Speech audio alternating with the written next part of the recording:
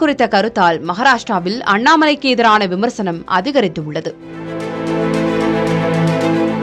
இந்தியாவின் பொருளாதார தலைநகரான மும்பையில் வரும் ஜனவரி 15ஆம் தேதி மாநகராட்சி தேர்தல் நடைபெறவுள்ளது. மும்பை மாநகராட்சியில் உள்ள 227 வார்டுகளில் பல வார்டுகளில் வெற்றியாளரை தீர்மானிக்கும் சக்தியாக 12 லட்சத்திற்கும் அதிகமான தமிழர்கள் உள்ளனர்.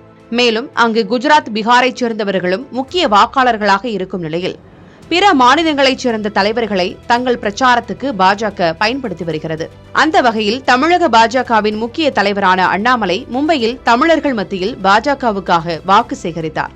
அப்போது பேசிய அவர், மும்பை ஒரு உலகளாவிய பெருநகரம் என்றும் மகாராஷ்டிராவின் நகரம் அல்ல என்றும் கூறினார். மேலும் ஒரு நேர்காணலில் பேசிய அவர், மும்பையின் பட்ஜெட் 75,000 கோடி ரூபாய்க்கும் அதிகமாக இருப்பதை காரணம் காட்டி அங்கு ஒரு பாஜக மேயர், பாஜகவின் முதலமைச்சராக தேவேந்திர பட்னவிஸ் மற்றும் மத்தியில் பிரதமர் மோடி ஆகியோரை கொண்ட ஒரு மும்முனை அரசாங்கம் தேவை என்றும் கூறினார். இவரின் இந்த கருத்துக்கு உத்தவ் தாக்கரேவின் சிவசேனா மற்றும் ராஜ் தாக்கரேவின் நவநிர்மாண் சேனை ஆகிய கட்சிகள் கடும் கண்டனம் தெரிவித்திருந்தன.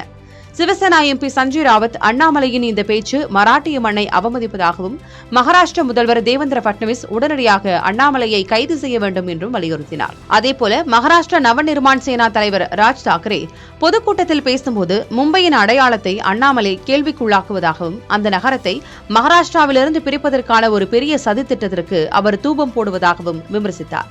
மேலும் மும்பைக்கும் மகாராஷ்டிராவிற்கும் உள்ள தொடர்பை கேள்விக்குள்ளாக்கும் அறிக்கைகள் ஒரு ஆபத்தான மனநிலையை பிரதிபலிக்கின்றன என்று குறிப்பிட்டுள்ள அவர், மகாராஷ்டிராவுக்கு இல்லை என்றால் மும்பை யாருக்கு சொந்தம் என்று கேள்வி எழுப்பினார்.